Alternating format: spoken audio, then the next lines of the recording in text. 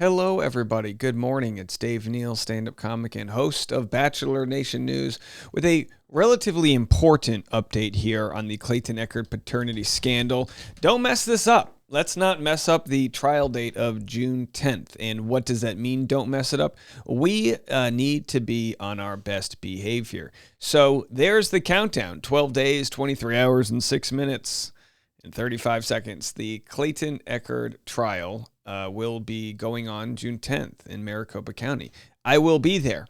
My presence there is already being used against me.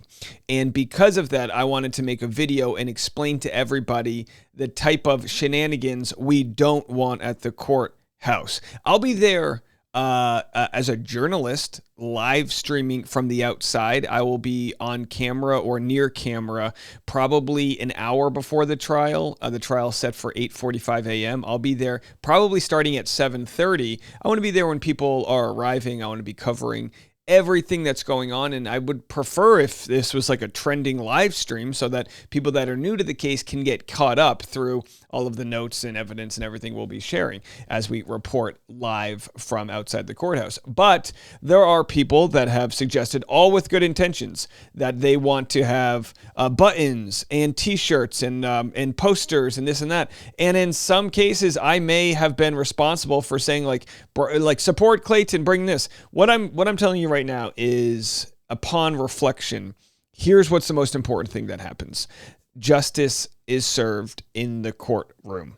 And because of that, we don't need any instances where a judge might see a bunch of audience wearing a Daver shirt or a Kool-Aid. Someone was making a Dave Neal Kool-Aid shirt. But none of this should be present at the courthouse. Now, I can't tell you what to wear if you want to come to the courthouse. I really can't. I'm just saying, I think for the most part, we're all on the same side of justice here. That side being, we want the truth to present itself, and we don't want any information used against anybody because there's a crazed amount of people outside. Now, in my estimation, there'll be maybe 24 people that want to go watch this.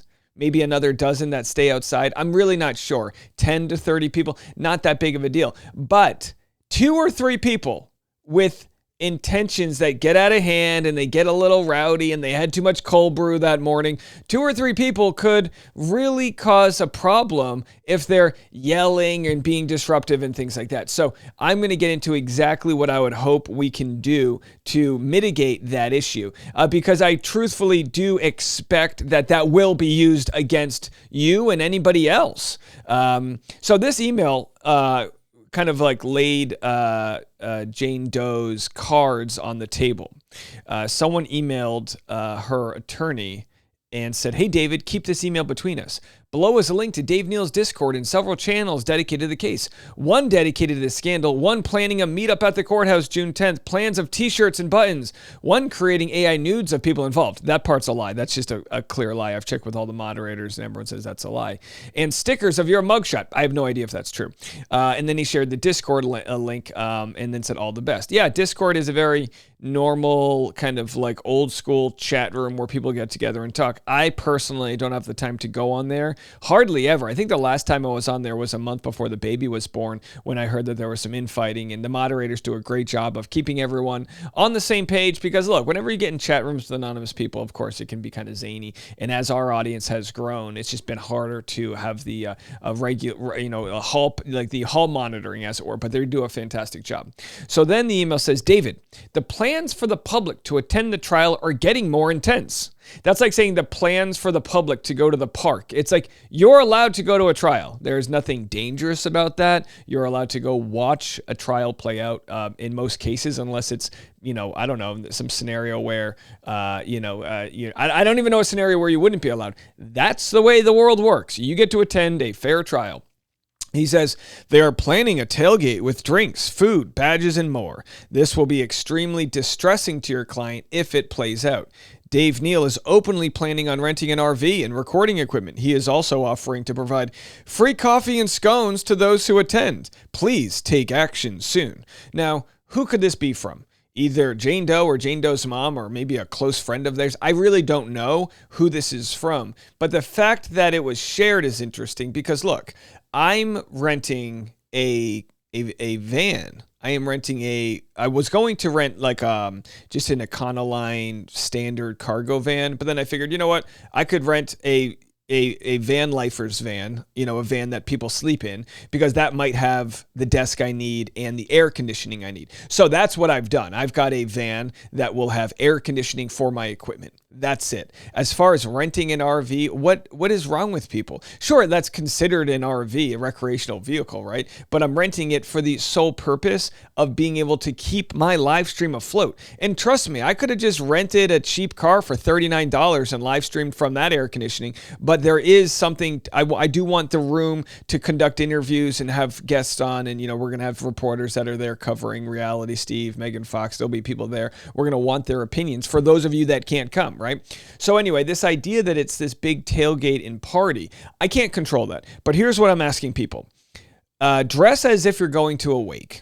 Dress conservatively, super conservatively, with no signage supporting Clayton. I know you want to support Clayton. If you do have a Justice for Clayton button, keep it in your pocket for now. If you do have a t-shirt underneath, button it up. Button it up. Just dress and appear as neutral as possible, because while it's not a jury trial and we know the judge is going to be super fair, we just don't want those instances where people go, oh, look, this is a crazy cult of people that are out there. I understand everybody's curiosity. I'm going to be there not to rile people up, not to create a spectacle, but to do my job, which is to try to report from everything that goes down there. And I think that's very important for me to be there, and I won't let it be used against me. So those that are on Patreon, we do have a private community. I will share with you for those that are on. There is a chat room. I guess there's also a chat room on Discord as well. But that chat room, in the community chat, I want people to know that there is an area for the specific June 10th court date. Here's the chat right here, June 10th court date, and you guys can go talk about what you want to do and bring, and people want to bring sunblock. Listen, I would suggest, I know a lot of people said, we'll bring coolers and we'll bring this. I'm going to take care of myself. I have to report to the audience that's going to be watching. And because of that, I'm going to have probably limited interaction with people that are there. How about after the case is over? If people want to come up and talk, and we'll do that whole thing, definitely afterwards. But before and during, we just need to treat it like business as usual. That's really important. Now, what can you wear? I mean, this is hilarious, but here's the law office of Cohen and Jaffe, or Jaff, says, what to wear to court. Dressing appropriately for court is a critical aspect of courtroom etiquette. The judge, jury, and all attendees keenly observe your choice of attire, making it, and again, this is obviously, as a spectator, it's different, but dressing for success, you just, business casual, it's going to be hot. I understand, no shorts for men, wear a button-up shirt if you can, blouse, no cleavage. I mean, these are just the standard things, right? You would want to wear in the courthouse. So just, if you are going into the court, please keep it as just neutral as possible. That will help the judge from hearing anyone's case that it's a wild spectacle. We don't want a wild spectacle. We want a spectacle of justice. That's what we want. So court standards, and again, you guys probably know all this, like expect that there's security and just, again, just apparently the halls, I'm sure like most courtrooms, the halls are very echoey because there's either marble or hardwood floor or whatever. So any amount of chatting just kind of really can become loud. So the court is at 8:45 a.m. as of right now in Scottsdale, Arizona. I would just suggest hanging outside. It might be a little warm, but hanging outside till 8:20 and then go in 20 minutes before the court.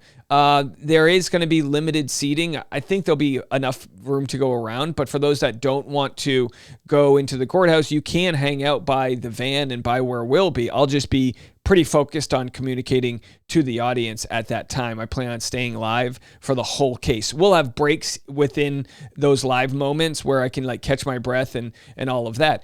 I still plan on bringing some muffins and scones for people. I don't know how many we'll be able to feed. I'll have maybe a couple dozen things, and maybe I'll bring those cans of cold brew. I'll have to try to work that out with somebody because I arrive Sunday night, and I'm going to be up obviously super early for this. So anyway, when I was sued for harassment, whatever you want to call it, injunction against harassment, Jane Doe dropped her case against me the night before with a stipulation. She wanted a stipulation that I wouldn't push anyone to harm her. And even though on dozens, 30, 50, 80 times, I think they've calculated in my audience, I've said, hey, don't harass her, don't DM her, don't do any of that. People still will. That's still going to happen. But after I said that stipulation that I wasn't going to incite any violence whatsoever to her, that night, of course, she received a death threat from somebody, whether it was from inside the camp or from some crazy person looking for attention.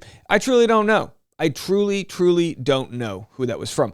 I am not responsible for that. But that's the type of thing that will be used against Clayton if there are people out there. Initially, I said, let's do a lineup where we clap for Clayton. I said all that. Let's save that for another day. Okay, let's just focus on not putting a bad name on any of the legal representatives that are going to be there, because that'll also look bad to Clayton and any other victims if a judge does come up and say, oh man, why are there so many crazy zealous fans? Like, there aren't. There are good-hearted people, and we just need to make sure that we all remain, when we're talking and people might be excited or nervous or whatever, just remain very calm.